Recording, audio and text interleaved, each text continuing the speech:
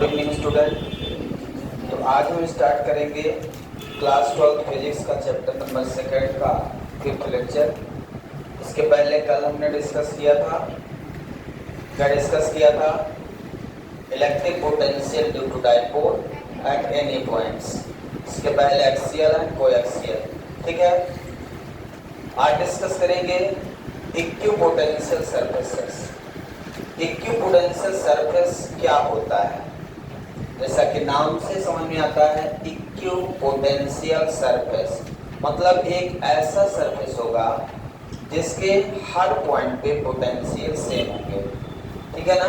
एक ऐसा सरफेस जिसके हर पॉइंट पे पोटेंशियल क्या होगा? सेम होगा, तो उसे हम इक्विपोटेंशियल सरफेस कहेंगे। तो सभी लोग हेडिंग लगाएंगे। हेडिंग है equipotential, equipotential surface. Equipotential surface, equipotential surface नाम से ही समझ में आता है। इक्विपोटेंशियल, इक्वि मतलब इक्वल, ठीक है ना। तो स्टेटमेंट लिखेंगे, equipotential surface are those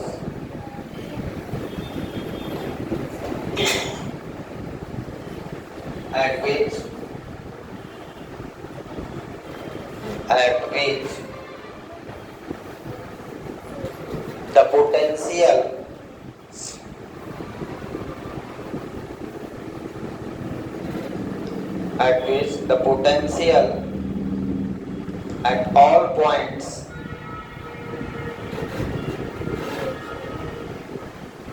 are same.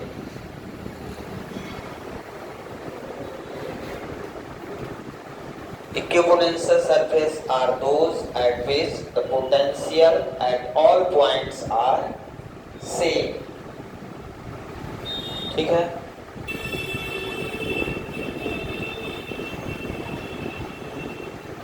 Equipotential क्या है? इक्विपोटेंशियल एक सरफेस पर कोई पॉइंट है जिस पॉइंट पे, किसी भी पॉइंट पे उसका पोटेंशियल क्या होगा? सेम होगा। Equipotential surface are those at which the potential at all points are same. Equipotential surface are those at which the potential at all points are same। इसका मतलब क्या है? ये पोटेंशियल क्या होगा? हर पॉइंट पे सेम होगा due to point charge. Point charge, due to point charge. Point charge के कारण पोटेंशियल के लिए क्या होना जरूरी है? एक पॉइंट चार्ज। पॉइंट चार्ज ही फील्ड प्रोड्यूस करता है और पॉइंट चार्ज से ही इलेक्ट्रिक पोटेंशियल एक टेस्ट चार्ज को वर्क करवाने में, ठीक है। तो इसका मीनिंग क्या है, इसको हम ऐसे समझें। सबसे पहले एक पॉइंट चार्ज यदि हम ले लें, मान लें यहाँ पे हमने प्लस क्यू पॉइंट चार्ज लिया। कौन सा चार्ज लिया है? Plus Q point charge.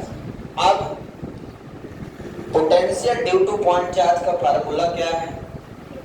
यदि हम बात करें potential due to point charge का फार्मूला, तो B equal to 1/4 pi epsilon naught Q by R।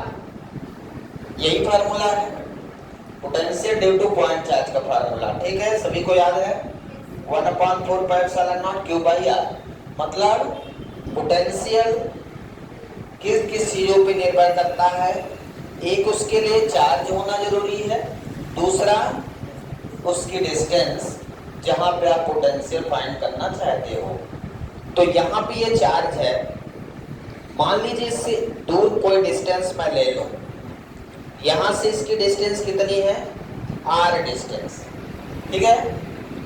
उतनी ही डिस्टेंस पे यहाँ पे ये भी R डिस्टेंस पे है, सेम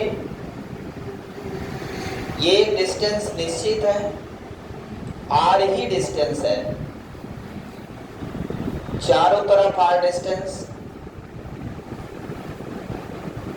तो ये क्या बन जाएगा, इन सभी पॉइंट को मिला दें, यहां से लेके यहां तक की डिस्टेंस कितनी आर है। यदि आर आपका फिक्स है तो क्या पोटेंशियल चेंज होगा, यदि आर फिक्स है तो पोटेंशियल क्या है, सेम है। ठीक है, तो ये एक सरफेस बन गया, स्फीयर का शेप दिख रहा है आपको, ये स्फीयर शेप। यदि हम कहीं पे भी बात करें, मान लो इस पॉइंट पे बात करें, तो जितना पोटेंशियल इस पॉइंट पे उतना यहाँ पे होगा, उतना यहाँ पे, हर पॉइंट पे पोटेंशियल क्या होगा, क्यों होगा, क्योंकि आर यहाँ पे सेम है, आर चेंज होगा नहीं। यदि यहाँ से 5 मीटर की रेडियस है तो हर जगह रेडियस सेम है, और जब तक आर सेम होगा तब तक भी सेम रहेगा। इसलिए ये सरफेस जो बना इसे क्या बोलेंगे, इक्विपोटेंशियल सरफेस बोलेंगे। ऐसे ही आर मान लो अभी 5 लिया, अब 10 ले ले, तो 10 पे भी एक स्फीयर बन जाएगा, बनेगा कि नहीं। आर कितना हो गया इसके लिए 10 मीटर मान लो, तो 10 मीटर हर जगह 10 मीटर है, तो इसमें सरफेस के किसी भी पॉइंट पे बात करें तो हर पॉइंट पे पोटेंशियल सेम होगा क्या, क्यों सेम होगा, क्योंकि आर फिक्स है। तो एक सरफेस ये है, ये पूरा क्या है, इक्विपोटेंशियल सरफेस। यदि इसकी बात करें तो ये भी एक पोटेंशियल इक्विपोटेंशियल सरफेस बनेगा, और आगे इसको बढ़ाते जाओ वो भी इक्विपोटेंशियल सरफेस बनेगा, ये भी इक्विपोटेंशियल सरफेस बन जाएगा। कहने का मतलब यहां से इस चार्ज से यहां तक की जितनी डिस्टेंस होगी वो हर जगह कांस्टेंट होगी पूरे सरफेस में। यदि डिस्टेंस कांस्टेंट है तो पोटेंशियल सेम होगा। यहां का पोटेंशियल अलग है, यहां का अलग है, यहां का अलग है, लेकिन यहां का जो भी पोटेंशियल है वो यहां है, यहां हर जगह सेम है। यहां का पोटेंशियल जैसे जैसे डिस्टेंस बढ़ेगी पोटेंशियल घटेगा, यहां का पोटेंशियल अलग है, यहां का पोटेंशियल अलग है, लेकिन जो पोटेंशियल यहां है वही तो यहां है, वही यहां है, वही यहां है, तो ये बन गया एक सरफेस। तो हमने यहाँ पे कितने इक्विपोटेंशियल सरफेस बनाए हैं, 3 इक्विपोटेंशियल सरफेस हमने यहाँ पे बनाए हैं, 1 2 3। हर इक्विपोटेंशियल सरफेस का जो पोटेंशियल है वो अलग अलग है, लेकिन उसके सरफेस पे हर जगह सेम है। जो पोटेंशियल यहाँ है यहाँ नहीं है, क्योंकि इस सोर्स चार्ज से इसकी डिस्टेंस अलग है। यदि डिस्टेंस वैरी होगी तो उसका पोटेंशियल चेंज होगा। समझ में आ रहा है क्या? तो ये तीनों हमारे क्या हो गए, इक्विपोटेंशियल सरफेस, इक्विपोटेंशियल सरफेसेस। ठीक है, ये तीनों इक्विपोटेंशियल सरफेसेस हो गए। समझ में आया क्या? किसके कारण? पॉजिटिव पॉइंट चार्ज के कारण। यदि नेगेटिव पॉइंट चार्ज के कारण बनाना चाहे तो पॉजिटिव पॉइंट चार्ज से फील्ड लाइन क्या होंगी, हमेशा बाहर निकलेंगी। फील्ड लाइन क्या होंगी, बाहर की ओर निकलेंगी। ये पॉजिटिव पॉइंट चार्ज से फील्ड लाइन आपकी बाहर निकल रही है। नेगेटिव पॉइंट चार्ज पे फील्ड लाइन क्या होंगी, अंदर आएंगी। यदि मैं नेगेटिव पॉइंट चार्ज की इक्विपोटेंशियल सरफेस बनाऊं तो देखिए कैसा बनेगा। इसमें फील्ड लाइन बाहर से आएंगी, इसमें बाहर से आएंगी, इसमें बाहर से आएंगी, इसमें बाहर से आएंगी, इसमें बाहर से आएंगी, इसमें बाहर से आएंगी। तो दोनों में डिफरेंस ये है, फील्ड लाइन इनवर्ड या आउटवर्ड। इसमें फील्ड लाइन बाहर की ओर जाएगी और इसमें फील्ड लाइन बाहर से अंदर आएगी। बाकी ये तो इक्विपोटेंशियल सरफेस है, ये भी पॉजिटिव हो या नेगेटिव है ना, पोटेंशियल तो सेम रहेगा। जितना पोटेंशियल यहाँ उतना यहाँ उतना हर जगह पे। ऐसे इसमें जितना इस सरफेस पे तो हर जगह पोटेंशियल क्या है?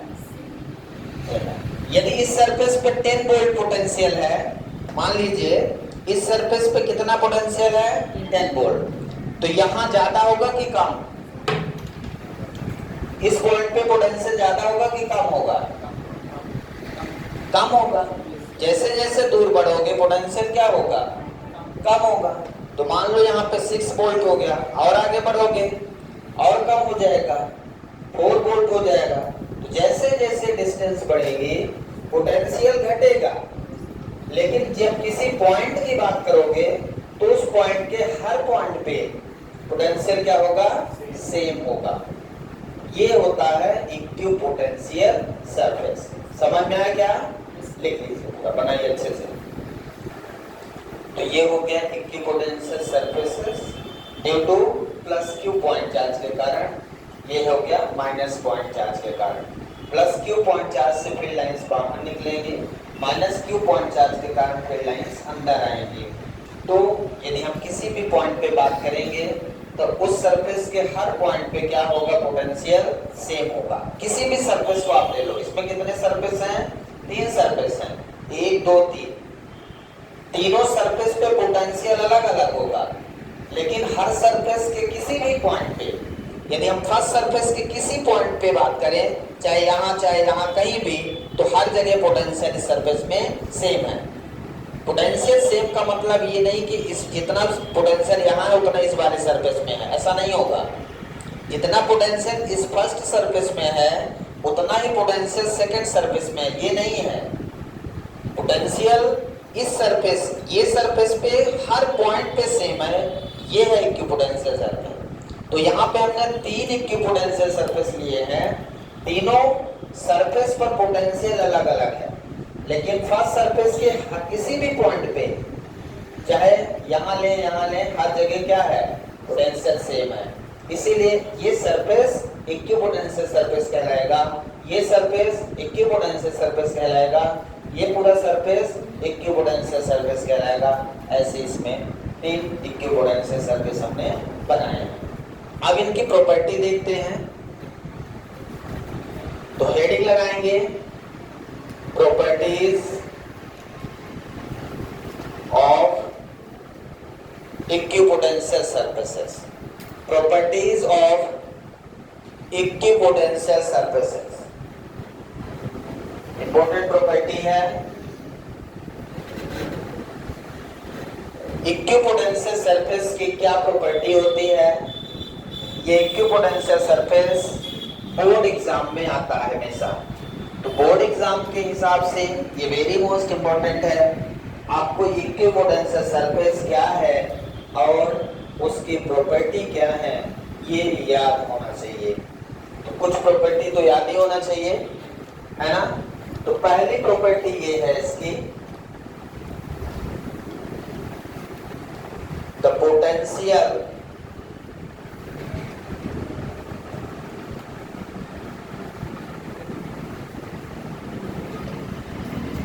are same at all points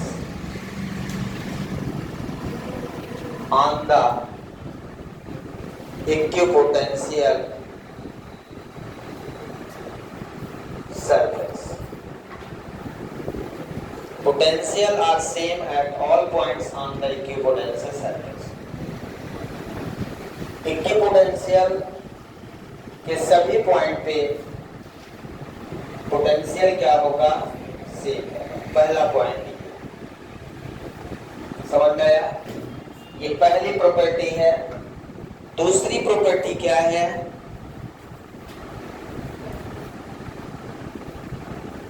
दूसरी प्रॉपर्टी क्या है? यदि कोई चार्ज यहाँ पे इक्विपोटेंशियल सरफेस पे यदि कोई टेस्ट चार्ज रख दे तो उसको एक जगह से दूसरी जगह ले जाने में कितना अमाउंट ऑफ वर्क डन करना पड़ेगा। यदि मैं यहाँ पे एक टेस्ट चार्ज रख दूं तो इसको यहाँ से यहाँ तक ले जाने में कितना वर्क डन करना पड़ेगा, ये हमें निकालना है। The amount of work done, दूसरी प्रॉपर्टी है the amount of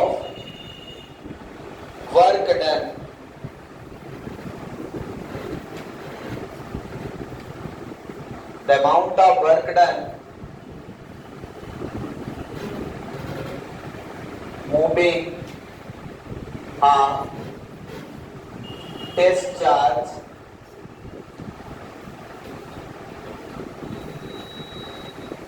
from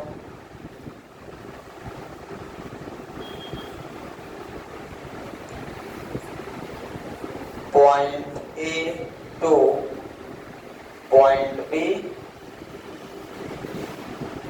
will be 0. Will be 0.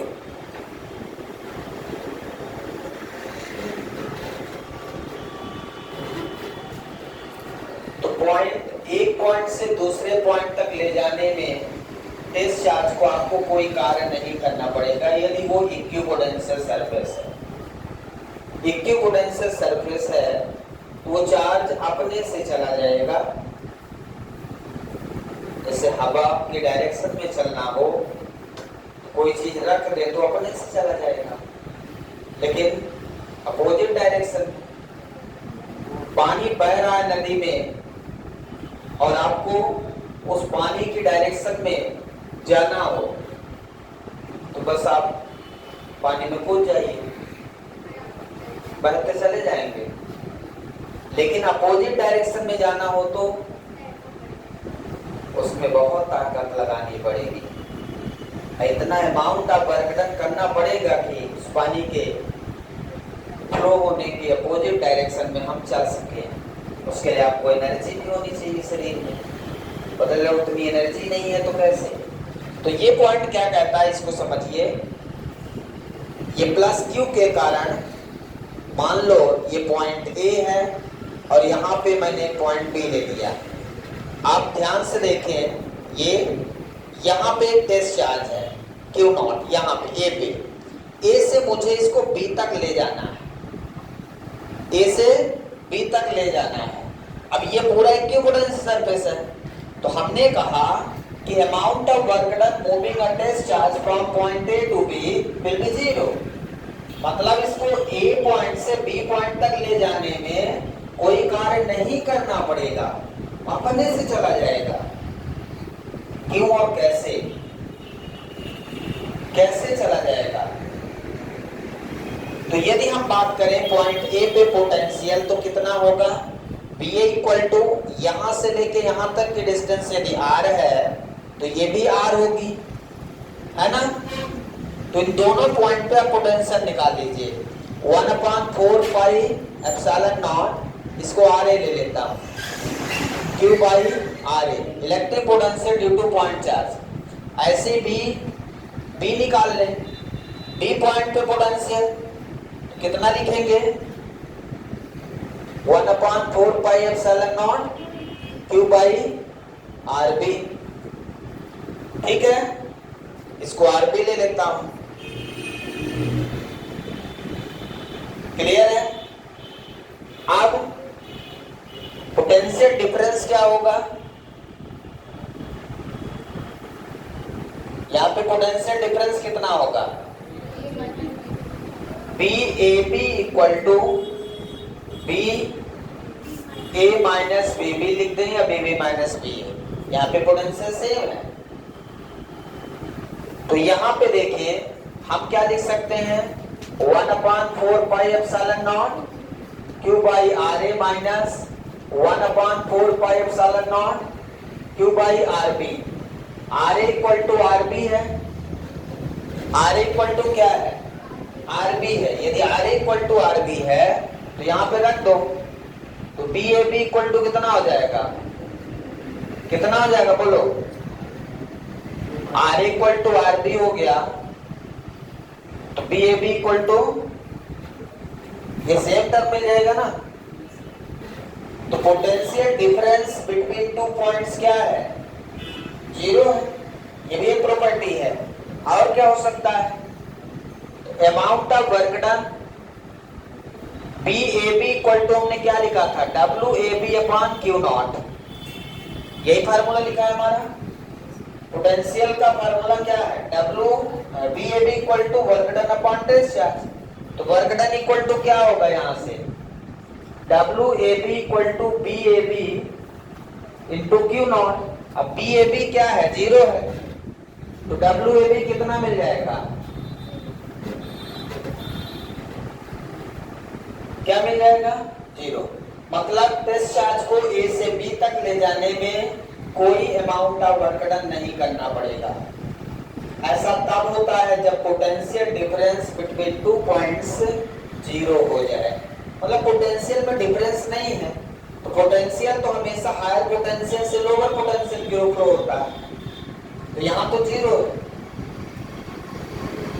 यहाँ तो पोटेंशियल डिफरेंस क्या है, 0 है, पोटेंशियल में डिफरेंस नहीं है, इसका मतलब पोटेंशियल हर जगह सेम है।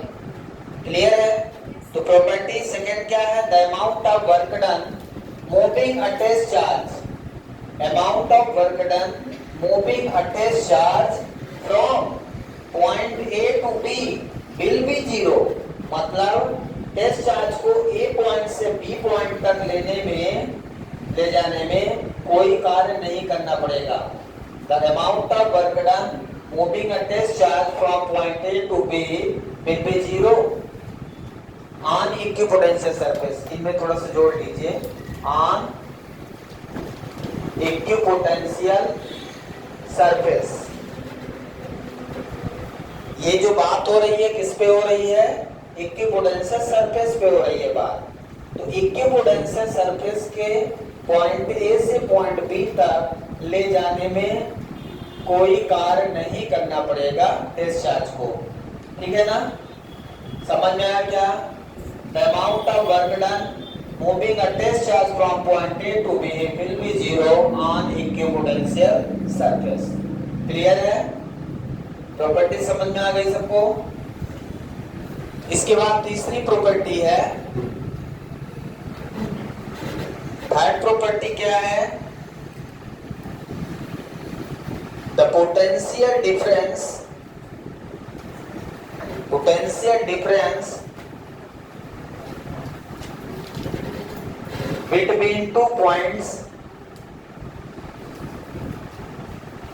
between 2 points on the equipotential surface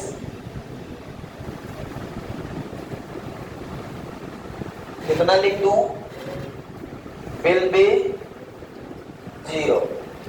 potential difference between 2 points on the equipotential surface क्या है, 0। अभी आपने प्रूव किया है, ये प्रूव किया कि नहीं? पोटेंशियल डिफरेंस बिटवीन 2 पॉइंट्स 0 तब हो जाएगा जब उसकी रेडियस सेम रहेगी। आर ये चेंज नहीं हो रहा है, जितना आर ए है उतना ही आर बी है। तो डिफरेंस में हम लोग क्या थे, B A minus V B, तो बी ए और बी बी इक्वल हो जाएंगे क्योंकि वो दोनों सेम है। तो वर्क डन भी इक्विपोटेंशियल सरफेस पे किसी टेस्ट चार्ज को एक जगह से दूसरी जगह ले जाने में 0 वर्क डन करना पड़ेगा, मतलब कोई वर्क डन नहीं करना पड़ेगा, टेस्ट चार्ज अपने आप घूमेगा। पोटेंशियल डिफरेंस इस पॉइंट पे एक पॉइंट से दूसरे पॉइंट कहीं भी यदि इक्विपोटेंशियल सरफेस है तो उसमें 2 पॉइंट पे आप पोटेंशियल डिफरेंस लेना चाहें तो हमेशा क्या मिलेगा, 0 मिलेगा। क्लियर है सभी को? इसमें कोई कंफ्यूजन? नेक्स्ट पॉइंट है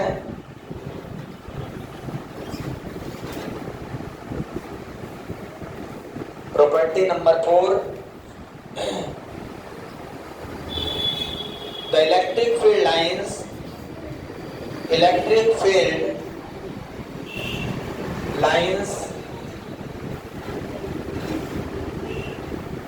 always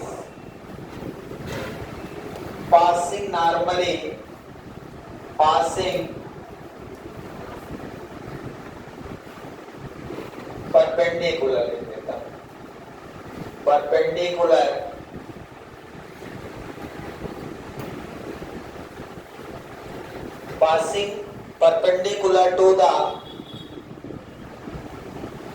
equipotential surface।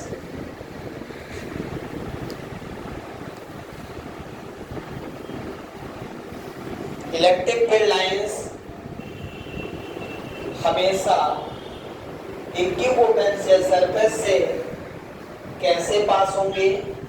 परपेंडिकुलर। मतलब परपेंडिकुलर का मतलब क्या होता है?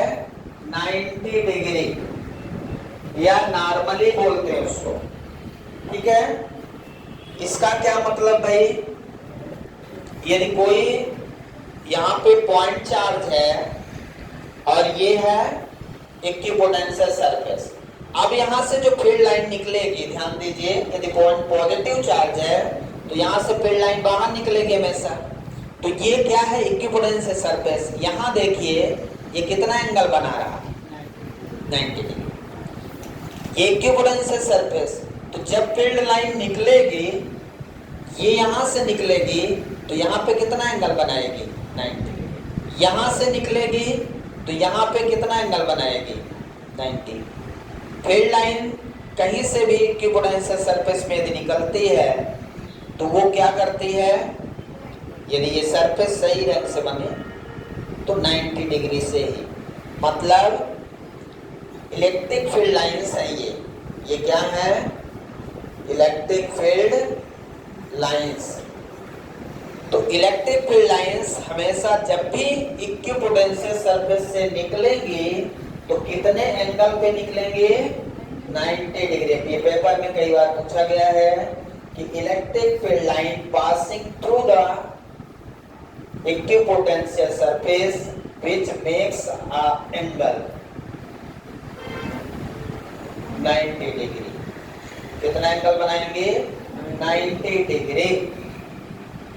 क्लियर है सभी को?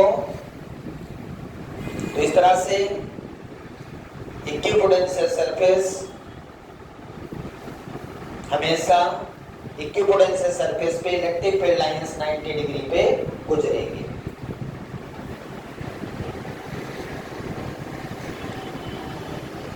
समझ में आ गया? यदि मैं आपसे पूछूं कि हमारे पास इलेक्ट्रिक फील्ड लाइन ऐसी है, ये electric field lines uniform electric field, ये क्या है? यूनिफॉर्म इलेक्ट्रिक फील्ड है। Uniform electric field lines. अब आप इसका इक्विपोटेंशियल सरफेस बनाइए। यूनिफॉर्म इलेक्ट्रिक फील्ड लाइंस आपके सामने है और कहा जा रहा है कि आप इसका इक्विपोटेंशियल सरफेस बनाइए। कैसे बनाएंगे? इक्विपोटेंशियल सरफेस और इलेक्ट्रिक फील्ड लाइंस कितना एंगल बनाती हैं? 90। यदि फील्ड लाइन ऐसे गुजर रहा है तो इसका 90 क्या होगा? ये। तो यहां पे हमने ऐसे लाइन ड्रॉ कर दी है। ये यदि फील्ड लाइन है तो ये क्या है? ये इक्विपोटेंशियल सरफेस बन गया। ये इक्विपोटेंशियल सरफेस, कितने भी इक्विपोटेंशियल सरफेस बना सकते हैं। ये लाइन और ये लाइन कितना एंगल बना रही है आप बताइए? ये यदि इक्विपोटेंशियल सरफेस है तो ये फील्ड लाइन कैसे गुजर रही? 90 डिग्री। इक्विपोटेंशियल सरफेस से फील्ड लाइन पर कितना एंगल होना चाहिए? 90 डिग्री। यदि मुझे यूनिफॉर्म इलेक्ट्रिक फील्ड दिया है और पूछ रहा है कि आप एक इक्विपोटेंशियल सरफेस बनाइए, तो ये बिल्कुल उसी तरह पेपर पेज की तरह जैसा मैंने बताया था, ये इसका सरफेस है। अब इसकी फील्ड लाइन ये होगी तो इसका इक्विपोटेंशियल सरफेस, ये पूरा सरफेस क्या हो जाएगा? Equipotential surface. समझ रहे हैं? मतलब यदि मैं इसको सरफेस के रूप में दिखाना चाहूं, ये ऐसा बन जाएगा, ये ऐसा है। समझ रहे हैं? तो ये सभी क्या है हमारे? Equipotential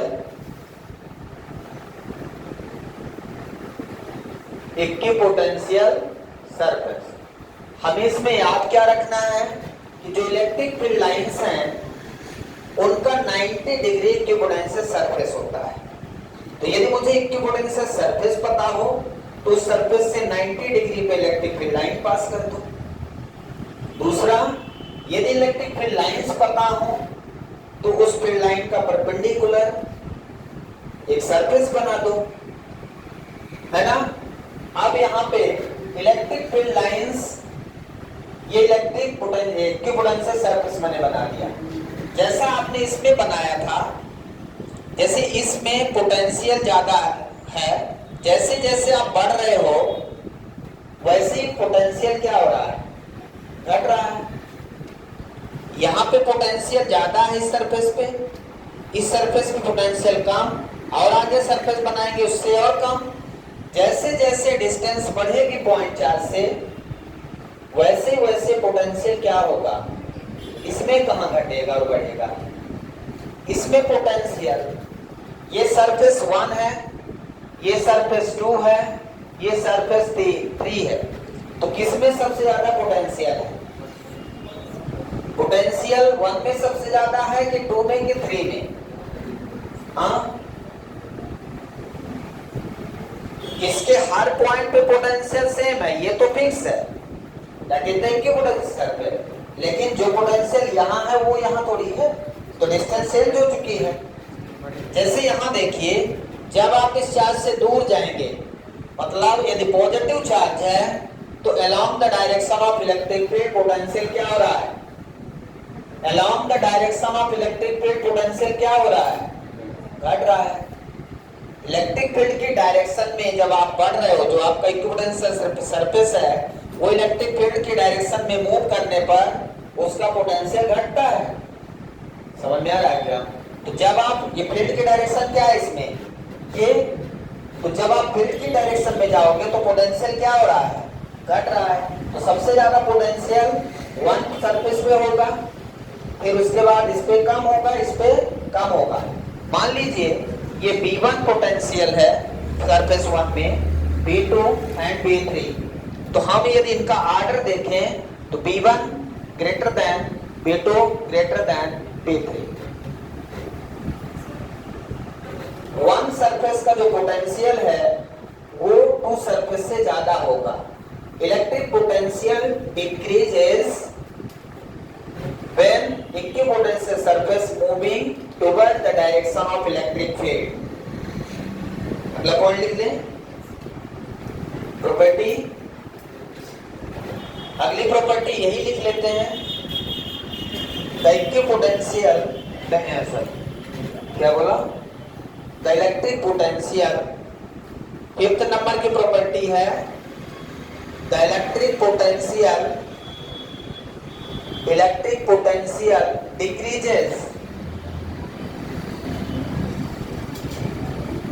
decreases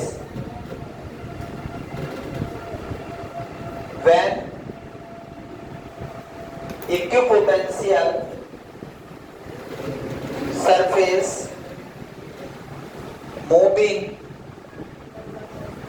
towards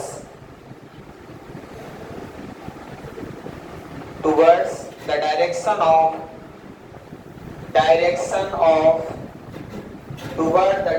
of electric field. Electric field एक वेक्टर क्वांटिटी है, तो इक्विपोटेंशियल सरफेस यदि इलेक्ट्रिक फील्ड की डायरेक्शन में मूव करता है तो उस इक्विपोटेंशियल सरफेस का पोटेंशियल डिक्रीज होता है। समझ में आया आपको यहाँ से? और equipotential surface electric field line का हमेशा परपेंडिकुलर होता है। जब भी इलेक्ट्रिक फील्ड लाइन दिया हो और उसका इक्विपोटेंशियल सरफेस बनाना हो तो हमेशा बना सकते हैं। कुछ समझ में आया आपको? ये प्रॉपर्टी नंबर 5 हो गई। प्रॉपर्टी नंबर 6 देखते हैं।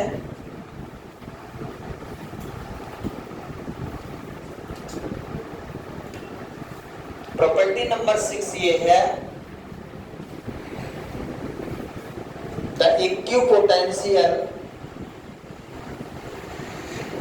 the equipotential surfaces do not intersect. Equipotential surfaces do not intersect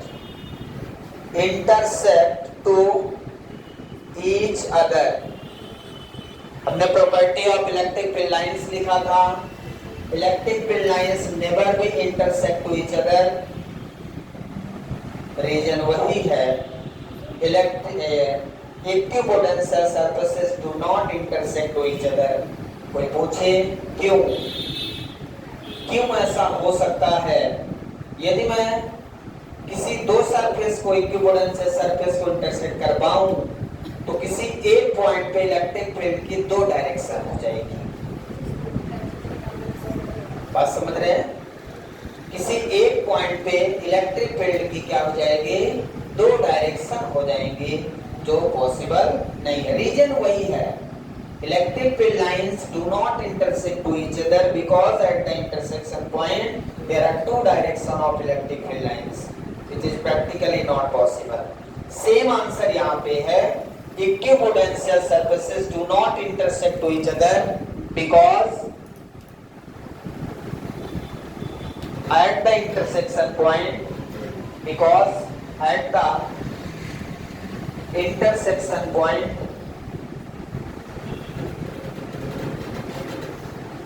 there are two direction of electric field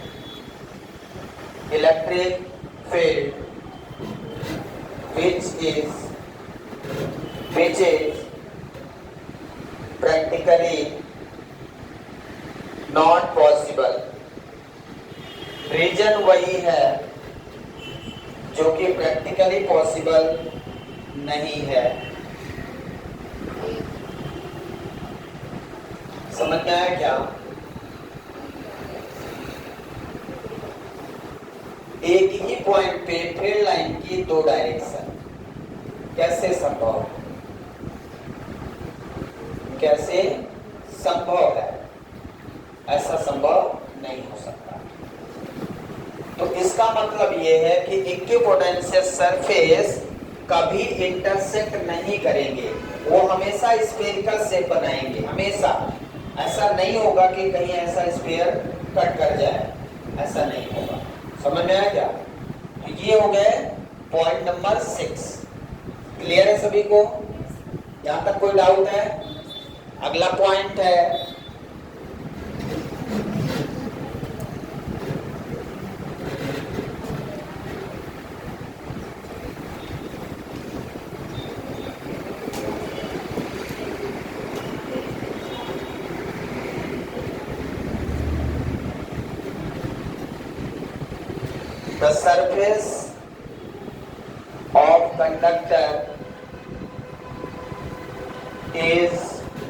the surface of conductor is always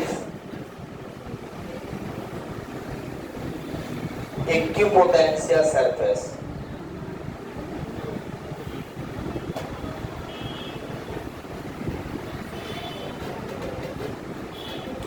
Surface of conductor is always equipotential surface. कोई भी conductor यदि हम लें, मान लीजिए हमने ले लिया यहाँ स्फेरिकल कंडक्टर। अब स्फेरिकल कंडक्टर पे जो चार्ज होता है यूनिफॉर्म, मतलब ये हमेशा, क्योंकि इसकी रेडियस फिक्स रहती है, ये कैसा सरफेस है? स्फेरिकल सरफेस है कि नहीं? इसके सरफेस पे चार्ज, किसी भी स्फेरिकल सरफेस हो, कंडक्टर हो, सरफेस चार्ज हमेशा उसके आउटर सरफेस पे होता है, इन साइड में चार्ज होता ही नहीं है। तो कोई भी कंडक्टिंग सरफेस है वो हमेशा इक्विपोटेंशियल सरफेस बनाएगा। ये हमेशा क्या बना लेगा? Equipotential surface. ये स्फेरिकल कंडक्टर है। कौन सा कंडक्टर है? स्फेरिकल कंडक्टर है। और ये स्फेरिकल कंडक्टर क्या बना रहा है? Equipotential surface. यदि मान लो हमारे पास एक सिलेंड्रिकल कंडक्टर है, इसमें जो फील्ड लाइंस गुजरेंगी ना, वो हमेशा क्या बनाएंगी? 90 डिग्री। ऐसे ही बाहर की ओर गुजरेंगी सरफेस से तो 90 बनाएंगी। यदि ये कंडक्टर है सिलेंडर। अब इसमें जो फील्ड लाइंस गुजरती हैं आपको याद है, इसमें जो फील्ड लाइन गुजरती है वो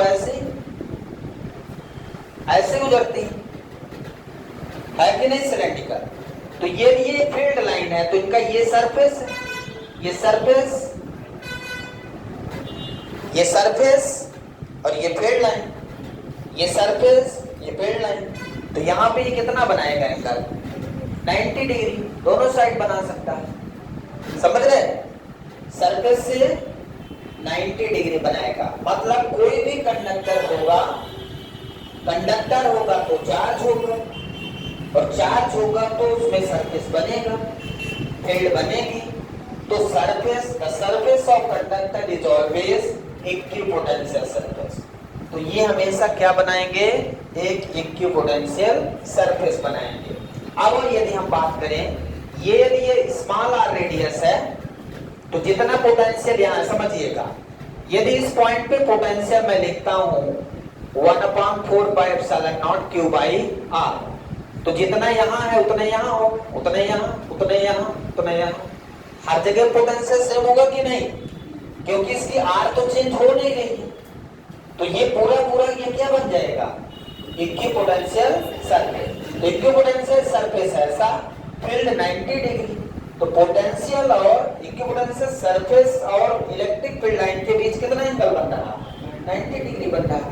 यहाँ भी आप बना सकते हैं, बना लीजिए दोनों को जल्दी से, पर 2 मिनट में खत्म करेंगे।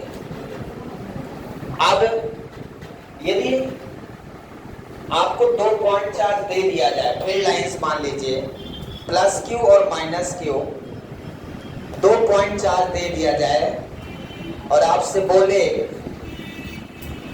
कि आप इनका इक्विपोटेंशियल सरफेस बनाओ,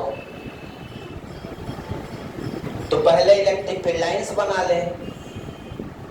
क्या बना लें, इलेक्ट्रिक फील्ड लाइंस बना लें। इतना बनेगा क्या, इलेक्ट्रिक फील्ड लाइंस बनाते बनेगा, नहीं बने तो कोई दिक्कत नहीं है। तो ये +Q और ये -Q, इलेक्ट्रिक फील्ड लाइंस हमेशा प्लस चार्ज से निकलती हैं और माइनस चार्ज पे खत्म हो जाती है, ठीक है। अब मुझे इसका क्या बनाना है, इक्विपोटेंशियल सरफेस। आपके दिमाग में यदि इलेक्ट्रिक फील्ड लाइंस की डायरेक्शन पता हो, इलेक्ट्रिक फील्ड लाइंस पता हो, तो इक्विपोटेंशियल सरफेस कैसे बनाते हैं। मैंने आपको बताया कि इलेक्ट्रिक फील्ड लाइन और इक्विपोटेंशियल सरफेस के बीच में हमेशा 90 डिग्री का एंगल होता है। क्या बताया, मतलब इलेक्ट्रिक फील्ड लाइंस और इक्विपोटेंशियल सरफेस में कितना एंगल बनता है, 90 डिग्री। हमेशा ये परपेंडिकुलर पास होंगे। तो यदि इलेक्ट्रिक फील्ड लाइंस जैसे जा रही हैं उसका 90 डिग्री, हम यदि इस पॉइंट पे बात करें तो इसका 90 क्या होगा, ये। So this is the equipotential surface. बताओ यहाँ पे ये इलेक्ट्रिक फील्ड की डायरेक्शन है कि नहीं, है कि नहीं, और ये इक्विपोटेंशियल सरफेस बना दिया। जिस भी पॉइंट पे आपको बनाना हो इक्विपोटेंशियल सरफेस, तो उस इलेक्ट्रिक फील्ड लाइंस का 90 डिग्री ड्रा करो, तो आपका इक्विपोटेंशियल सरफेस बन जाएगा। अब जैसे ही हम इधर बढ़ेंगे तो ये कर्व बन रहा, तो अब सीधा तो नहीं खींच सकते, मान लो यहाँ बनाना, तो अब ये कहाँ, ये टेंजेंट ऐसे बनाएंगे तो ये 90 कहाँ बनेगा। ध्यान से देखिए, इलेक्ट्रिक फील्ड लाइंस हमेशा टेंजेंट बनाती है। यदि मुझे इस पॉइंट पे इलेक्ट्रिक फील्ड लाइन की डायरेक्शन चाहिए तो ऐसे बनेगा। ये इलेक्ट्रिक फील्ड लाइन की डायरेक्शन है क्या, ऐसे। इस पॉइंट पे ये इलेक्ट्रिक फील्ड लाइन की डायरेक्शन है क्या। अब आपको इस लाइन का 90 बनाना है तो क्या बनाना पड़ेगा, ऐसे बनाना पड़ेगा। दिख रहा है क्या, मतलब ये ऐसे जाएगी कि नहीं। लेकिन जब आप यहाँ पे जाओगे तो यहाँ पे फील्ड की डायरेक्शन ये, तो ये क्या होगा, अब फिर यहाँ जाओगे तो इसके फील्ड की डायरेक्शन ये बिल्कुल, मतलब ये ऐसे टर्न होगा, और यहाँ पे जाओगे ये क्या बन रहा है, कर्व बनेगा, ऐसा टर्न होगा। सीधा तो नहीं खींच दोगे ऐसे ना, यदि सीधा खींच दिया तो 90 नहीं बन पाएगा। इलेक्ट्रिक फील्ड लाइन ये, तो इसका 90 आपको ऐसे खींचना पड़ेगा। समझ में आ रही क्या बात? ऐसे इधर भी बनाओगे आप तो ये ऐसे बनेगा, और आगे बढ़ोगे तो ये इस तरह से बन जाएगा। ठीक है, यहां पे बढ़ोगे तो ये हमने क्या बना दिया, ये डॉट डॉट लाइन से जो हमने बनाए हैं, ये क्या बनाए हैं, इक्विपोटेंशियल सरफेसेस। आ रहा है समझ में? तो इस तरह से हम प्लस क्यू और माइनस क्यू के बीच में इक्विपोटेंशियल बनाते समय हमें बस एक चीज ध्यान रखना है कि फील्ड लाइन और सरफेस के बीच का एंगल कितना हो, 90 डिग्री हो, ऐसा सरफेस बनाना है। तो हमने प्लस प्लस प्लस माइनस में बनाया, आप प्लस प्लस में भी बना सकते हैं, ठीक है, माइनस माइनस में भी बना सकते हैं। ये आपको करके आना है घर से, ठीक है। Thank you, have a nice day.